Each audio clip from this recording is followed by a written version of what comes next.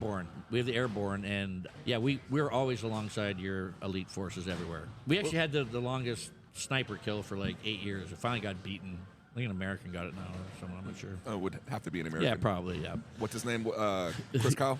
Chris Kyle. He had the most. He had the most. He was a hell of a sniper. But this Canadian guy, like, he was like at 3 miles now, and then someone beat it. Just I'm like, this is getting insane. Like the math to do that is fucking insane, and you have to do it like on the spot. Okay, now off a tangent again. So my buddy, he's an Army Ranger, he's a sniper, so I get to go shoot with him, right? So I go out there, I'm like, oh, okay, big sniper rifle, scope. So I'm like, okay, there's a target, 300 yards, hit it. I'm like, all right, pop, tink. I'm like, all right, nice, all right, 500 yards, pop, tink. I'm like, oh, I'm getting good. All right, 800 yards. I'm like, okay. He's like, okay, adjust the scope, 3 this way, 2 that way.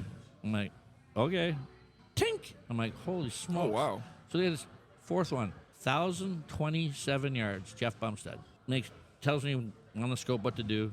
Pop, pink, 10 football fields away, I would have killed someone. Oh, wow.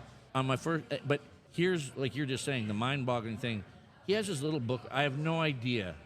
Like, he's going, oh, yeah, this shot's going to drop 8 feet, and it's going to move 4 feet right to left. And I'm like, okay, so now I'm on this. You just did that with this. I'm like, how the hell does that work? So now I kind of understand why the spotter is important, I guess, for a sniper and stuff like that. But like, that, I'd love to get. That's another mind-boggling. Cool. So, yeah, it can be done. If I can hit something 1,000 yards away with a spotter.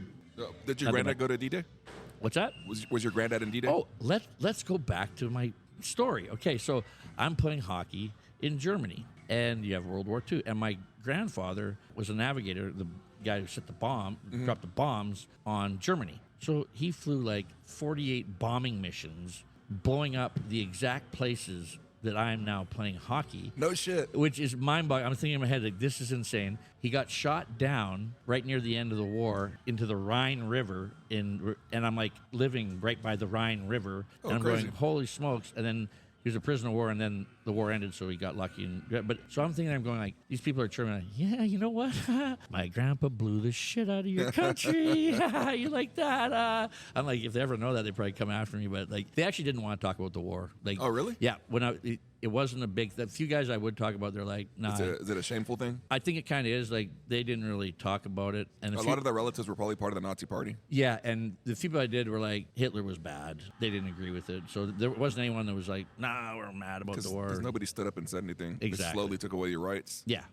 We'll hit on that later. Yeah, that's a whole other show. So playing hockey in Germany, what happened? Why'd you come back? It sounds like a sweet deal. It's an incredibly sweet deal. I probably would have played there for 15 years and not be talking to you. I'd be living on a yacht in Florida Keys or somewhere. But the league buckled or something? No, the league didn't buckle, but this is what I'll tell you about soccer, too. So in Europe, in these countries, all the sports are funded by shady money. So no shit. Yeah. So a lot of it's money laundering, okay? So you'll have these big teams, and that's why they pay the big money, but it's all tied into big organizations and big crazy things like that. So as you would see if you watch even England and Germany, these soccer leagues, every year a team or two goes bankrupt. So you explained to me how my team sold out every game, and we're in the playoffs and everything great. They're washing their money. Well, of course they are. Yeah. And then you have to go bankrupt on the books to show. You got to show a loss. I'm going. What? So suddenly I get a call. Yeah, the team's going under or whatever. So they're going to move the team. This was another weird thing they do. So you can drop your team to like the 3rd division, which is really not that good, and start over and then build it back and get to the Premier Division. So kind of it's a weird setup over there. Same thing in soccer. I would think you'd lose most of your players. Oh, you lose them all, but guess what? Now you build it back up. Now you can do all your things again, and then you're back. And launder more money. And you can do whatever you want. And it blew up. So like 2 weeks before the hockey season started, my agent calls me, hey, bad news. I'm like, what? And I'm like, that year I'm like $350. Every year's going to keep going. I'm like, what? And I'm like, dude, where am I going? He goes, dude, it's bad. It's like 2 weeks before training camp. Everyone's rosters are filled. And I'm like, oh, what is going on? So you couldn't even hop to another fucking team. Well, this is the weird part. So I'm like, I went and I skated with the Winnipeg Jets in the NHL pre-camp. So all the players are there, and this is before training camp starts. So for a week, I'm skating with them, and this is giving me my bright idea of fighting in hockey. So I'm out there skating with the Winnipeg Jets in the NHL, and I'm out there, and I'm like, they had Timo Solani, and then another Alex Zamenov. These guys, like on their first line, I'm like, whew, these guys are good. For the first time, I was like, man, that guy, yeah, he's probably better than me. And these are guys making $15 million in the NHL 20, like they're elite. And not that I couldn't do what they did, I just recognized that these guys are really good. So I'm like, okay. So then I look down and I'm looking at their third line guys and their fourth line guys. And they have two fighters, Ty Domi, really tough, and Chris King. And I'm looking at these two guys. I'm going, what the hell are these guys even doing on this ice? I'm like, yeah, they're tough. They can fight. They can skate, but they can't handle the puck. They're not going to score you a goal. They're not going to do anything. They're just going to go. And at this time, Can they play defense or something? Yeah, but even then, they're put out there probably 4 shifts a game. And if they're not fighting, that's all their ice time they're going to see. Oh, okay. So at this time, the enforcer in the NHL was still a very big part of the game. And explain that position. So hockey is a really fast, really hard-paced, violent game. So you have a lot of intense, you got a lot of body contact, you're smashed. So imagine football hits times 2 in speed department. Yeah. So you're really hammering guys. Yeah. So it's you get thrown into a wall. Yeah, you throw them in a wall. Actually, what's crazy is an open ice hit. I don't know if you watch arena football, which you probably have. Yeah. When they hit a guy against the boards, it's not as bad is when it's coming across, like in the NFL, when a guy is unprotected going across the field and he just gets laced, doesn't see the guy coming, those are the bombs. Same in hockey, like open ice hits when you don't see the guy coming, like you don't get up or you got concussion or something like that. Yeah, the boards, there's hard hits against the boards, but the boards do give you some give. Yeah. So you kind of pop back. It looks like they have some sway to them. Yeah, they have some sway, so it's not as bad. But you have skilled players out there. This is what I try to compare it to. If Michael Jordan, kind of like they almost did when Detroit would beat them in the playoffs, every time Jordan went to the hoop, they cut him.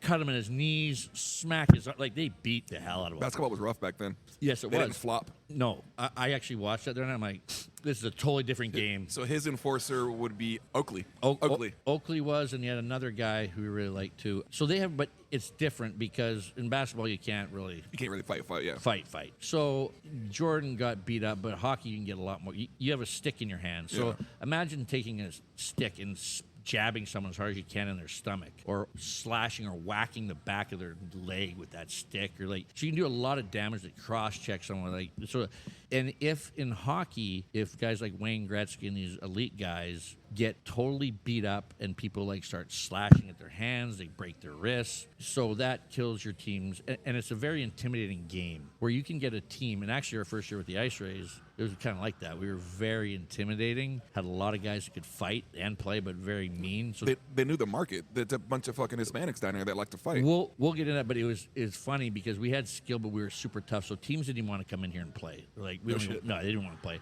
So in hockey, you'll have these guys out there that police the game itself. So if they're taking advantages of your skill guys, you're going to have a guy that's going to go out there and grab that guy and either run him over or grab him and beat the hell out of him. So usually you're not going to see a tough guy fighting a skilled guy. So the tough guy's going to go out there and he's going to start taking liberties at their skilled guys.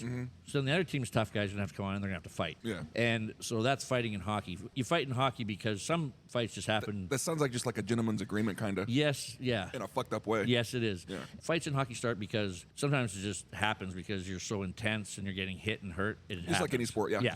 So it happens. Other times you fight because they're taking liberties, so you're going to stop that. So you're going to go out there and not allow it. Polices itself. Then the one crazy one, which works though, suppose your team's down 2-0 at home, and the crowd's like, You'll send your tough guy out there to fight their tough guy, and if your tough guy beats them up, that gives you momentum, and it sinks them, and the crowd goes ballistic. So that can actually change momentum of a game. That sounds really crazy. That's a crazy one.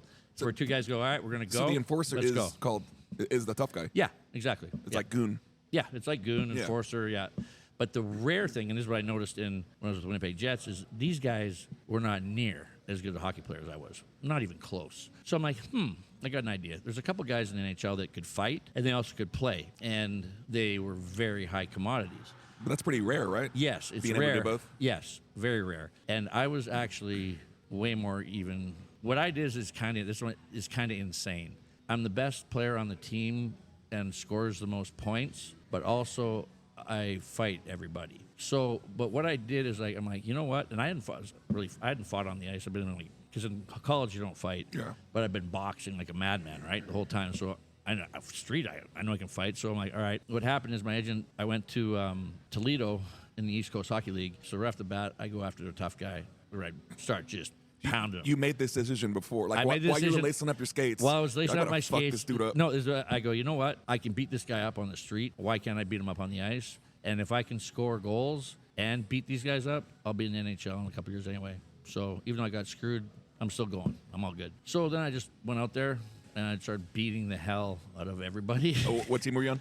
It was Toledo in the East Coast Hockey League. I ended up We'll compare that to something like a Hooks. Okay. Double okay. A, yeah. They're affiliated with Detroit Red Wings, so part of the Detroit Red Wings Association. It's the farm system. Yeah. So started doing that, and then I actually went, the East Coast and the West Coast. So I actually went to the West Coast Hockey League. Played in Alaska, which is very interesting. It was actually really neat. League was really good for everywhere, and I led the league in fighting majors, and I finished 5th in scoring, which was crazy. And I just fought every tough guy every game and did extremely well. So now people are like, what's going on? This Bumstead guy, he's supposed to be a skilled guy. He's out there fighting all these guys, but he's beating them all up. Like, what's going on? So now the confusion's starting. If you would have got hurt fighting, your coach would have killed you, right? Yes and no. Like, one year with the Ice Rays, I played the whole year with 2 broken hands. I got shot up. You got shot up every Yeah, that's a whole other story. But yeah, it's he wouldn't want me to, but it was just the way I played, and that was going to be it from then on. He understands it's a necessary part of the game. And then it was funny. So then Las Vegas Thunder in the IHL, which is AAA, the next year, then of course they want me. So I go into camp and I just start fighting everybody. And in camp? Yeah, in training camp. So even guys you're going to be playing with, I'm just like, you fight. And so they actually stopped training camp and they had a meeting and said, okay. Because it's fucking camp, motherfucker. But this is like Bob Strum, like, and loves fight. He's like, calls to me, he's like, no more fighting in training camp. We're done. We know who can fight and all that. We don't. Now he wants you guys to play some hockey or whatever. And then everyone's like, So Geoff Sarowick, who played in the NHL with Pittsburgh for a long time, and I was in Vegas and I was hanging out with him and I got to judge the Miss Tropicana swimsuit nice. competition there with him. Perks. So, it was great. It was like, so it was really cool. I'm like, yeah, I'm the man or whatever. And it was so funny. So after he said that, first shift, after a guy runs over Geoff Sarowick, who's a very highly skilled defenseman, and now he's my buddy, right? So I'm like, what the? Throw my gloves off, grab the guy, just obliterate him. This is right after the GM says, no more fighting. And I literally, 5 minutes later, fight, or whatever, kill the guy. Nothing really happened, or whatever. So just because he had a hot chick? Yeah, so you an asshole. No, You're such an asshole. No, I was just like, he's my friend, man. You can't hurt my friend, or whatever. And then they signed me to a 2-way contract, and that was with Albuquerque, New Mexico, in the Western Professional Hockey League, which eventually became with the Ice Rays. Oh, okay. And so I was down there. So I started the year, and I scored their first goal on their history, and then fought, and then, I don't know, it was crazy. But do you sit in the penalty box for a fight? 5 minutes 5 you get for fighting, yeah. If you instigate it, you get 2 minutes and 5 minutes. And sometimes if you do something stupid, you get 2 minutes, 5 minutes, and a game misconduct, and you're tossed out. And if you get in 3 fights in one game, you're automatically tossed out. No shit. Yeah. So there's a strategy to, you don't get tossed out. You don't get suspended, you just get thrown out. But if you, there's a lot, like if you instigate, like your third instigator, you're suspended 1 game and stuff like that. Or if you do something really crazy, like fight in the crowd or something, you might get suspended for like 5 games or something like that. So what would get you kicked out of any other sports league? You're in the penalty box. Well, and your teammates are probably happy. Yeah, crazy stories coming. So I go there, and then we're on the bus, and we're going to Waco. Okay, Las Vegas calls me. Their main scorer got beat up, whatever, the night before, or whatever. So Bob Strum was the GM. He's like, okay, Bumstead, you're up, man. You're up for the year. We're done. So I'm like, yeah, all right. AAA, here I go. I'm in AAA. Made it. All right, I'm rolling now. It's good money, like 120 grand. All right, it's all right. Okay. Yeah, AAA makes 120 grand? Yeah. Mm-hmm. Holy fuck. Yeah. And then so I'm like, all right. Going there, I'm like, all right, now I'm AAA. I'm like, okay, one more step. Go up there. I'm going to beat up everybody, score, and I'm going to the NHL. Everything's going perfectly planned. Coach is like, hey, do you want to play tonight in Waco, or do you just want to just fly out? Or like, I'm here. I'm like, I'll play, whatever. So I go out there, score a goal, knock a guy out in a fight. Second fight. You said that so casually. Yeah, bang. One punch, their tough guy, like out cold. End up on top of him. His eyes are rolled back in his head. The referee, I guess, panics and thinks I'm going to keep hitting him, which I'd say a clean fighter. I have respect. I'm not going to, he's already out. I'm not going to, like in the UFC, you drop him and he's out. some guys go in there and give him a few extra, which you can do. There's some you just know he's out. Like Lawler, you see Lawler's like just walked up to him like he's done. I'm done. So I stand up.